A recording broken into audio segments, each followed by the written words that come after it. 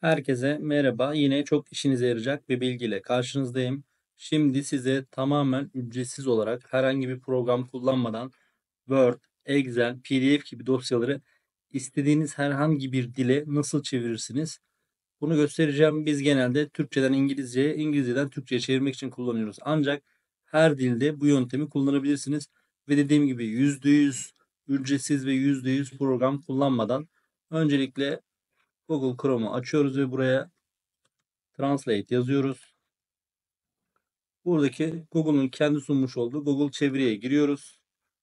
Şurada gördüğünüz dokümanlar sekmesine tıklıyoruz ve isterseniz sürükleyip bırakın, isterseniz dosyanızı seçin. Ben dosyayı seçmek için buraya tıklıyorum.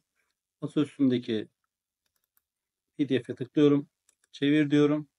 229 kilobaytlık bir PDF dosyası. Bu arada dosyanın boyutuna göre çevirme süresi değişiklik gösterebiliyor. Şurada gördüğünüz gibi çeviriyi indir çıktı. İndir diyorum. Direkt indirdi. Ancak bir şey göstereceğim burada size. Bazen indirmeyebiliyor. İndirmezse çeviriyi aç deyin.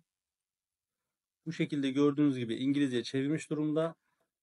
Şuradaki indire bastığınızda yine indirmeyebilir. Yapacağınız şey şu arkadaşlar. Yazdır sekmesine basacaksınız.